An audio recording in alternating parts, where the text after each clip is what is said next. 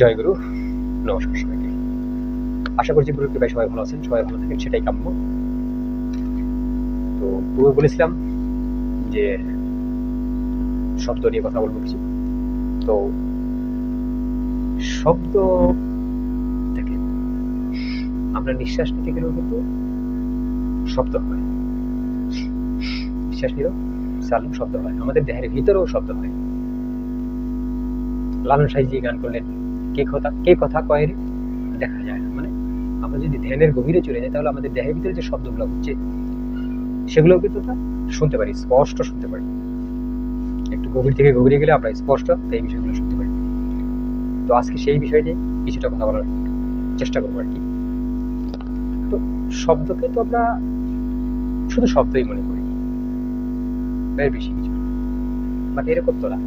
দেখবেন কিছু রেডিও কিংবা কিছু বক্সের সাউন্ড আছে যেটা অল্প সাউন্ড দিলেও, মানে অল্প সাউন্ড দিলেই শুনতে গেলে বিরক্তিকর বোধ হয়, কানে লাগে। আবার কিছু সাউন্ড আছে যেমন ঢাক, ঢোল, আপনার মৃদঙ্গ, এই সমস্ত জিনিস যদি আপনার একসাথে 100টাও বাজায়, তার সাউন্ড যদি আরো বিকট হয়, সেটা কিন্তু কানে লাগে না, বিরক্তিকর লাগে না, বিরক্তিকর লাগে না। এখানে বোঝা গেল শব্দের শব্দে পার্থক্য আছে।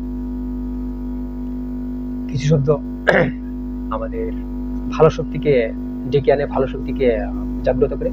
কিছু শব্দ আমাদের খারাপ শক্তিকে জাগ্রত করে। এখন এই শব্দ আমাদের দেহে লুকায়িত আছে। এই শব্দ নাদ রূপেও আছে আমাদের দেহে।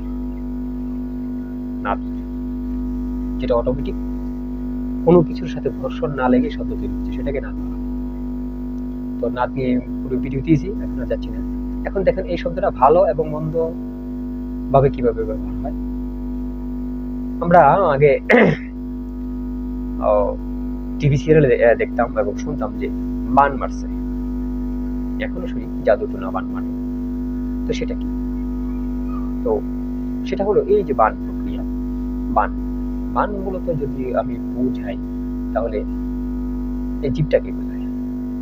বান মানে এই জীব দ্বারা আপনি যে সমস্ত শব্দ উৎপন্ন করেছেন তার যে ভাইব্রেশন, সেই ভাইব্রেশনটা আপনি যে কর্মটা করেছেন সেটা যদি সঠিক প্রক্রিয়া হয়, সেই ফলনটা যার প্রতি আপনি করেছেন, ভালো হোক মন্দ হোক, সেটা লাগছে। দ্যাট মিনস কি? দ্যাট মিনস হলো আমি যদি এখন এখানে ভালো ভালো ধরুন আমি একজন রাজনীতিবিদ, আমি স্টেজে উঠেছি, এখানে ভালো ভালো বক্তব্য দিচ্ছি এবং ভালো ক্রিয়াকর্ম যেগুলো করছি সেগুলো আমি মানুষকে শোনাচ্ছি, মানুষ কিন্তু আমাকে বাহবা দেবে, তার রিয়াকশন আমার ভালো আসবে আমার দিকে। এখন আমি যদি কিছু খারাপ বক্তব্য দিই, তার রিয়াকশন কিন্তু আমার প্রতি খারাপই আসবে। তো পৃথিবীতে শব্দ হলো এরকম একটা শক্তি যার উপরে কোনো শক্তি নেই, যার উপরে কোনো শক্তি নেই। যেমন ধরুন কোনো যদি ধরুন কোনো একটা অঘটন ঘটতে গেলে বা কোনো একটা যুদ্ধ বা কোনো যে কোনো একটা খারাপ কর্ম করতে গেলে প্রথমত আপনি কিন্তু শব্দটাই বের করতে হবে। প্রথমত এই শব্দটা আপনার দেহে লুকাইতে থাকবে, আপনার মস্তিষ্কে লুকাইতে থাকবে, আপনার হৃদয়ে লুকাইতে থাকবে যে আমি এই কাজটা করবো, এই কাজটা করবো, এই কাজটা করবো। এরপরে সেটা আপনার মুখ দিয়ে বের হবে।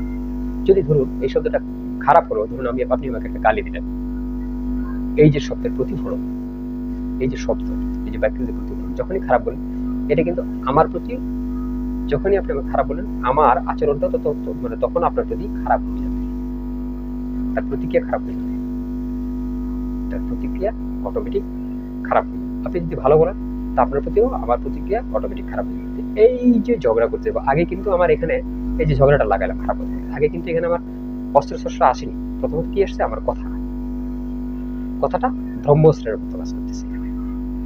আবার এই কথা দ্বারাই এই যে এত বড় যুদ্ধ যাই আছে, সেটা কিন্তু এত বড় অস্ত্র টস্ত্র যা আছে সেগুলো কিন্তু অটোমেটিক জমা করে যায়। দ্যাট মিনস কি? শক্তিটা, কথাটা, এই বাক্যটা বা এই শব্দটা অনেক শক্তি। এই শব্দ ব্যবহার করে আপনি বিশ্বযুদ্ধ লাগাতে পারেন, এই শব্দ ব্যবহার করে আপনি বিশ্বকে শান্তিও দিতে পারেন। এর জন্যই বেশিরভাগ ওই যারা মুনি ঋষি ছিলেন তারা কিন্তু মৌন থাকতেন। মৌন থাকার কারণ কি?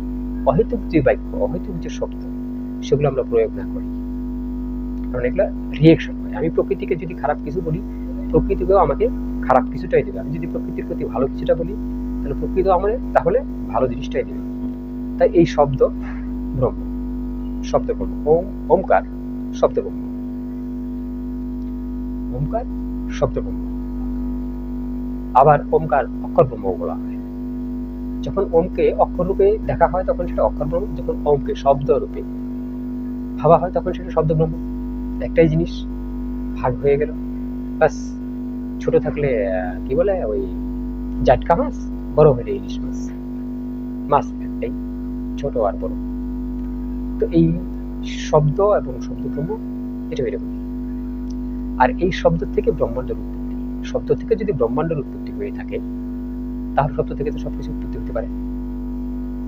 ধর্মার পাকার যুদ্ধ, ভালো মন্দ, প্রেম ভালোবাসা, আকর্ষণ বিকর্ষণ সবকিছুই এই শব্দ থেকে উৎপন্ন হচ্ছে, আমরা কিন্তু বুঝতে পারছি না। এটা আমাদের গভীরভাবে বোঝার বিষয় যে শব্দ জিনিসটা আসলে কি।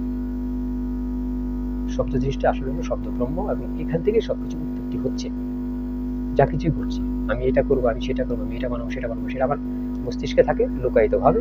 তারপরে যখন আমি এটা বের করি, মুখ থেকে বের করি, ওই কাজটা করার প্রসেসটা আমরা করে থাকি। ওই কাজটা কিভাবে করা যায় সেই চেষ্টাই আমরা করি।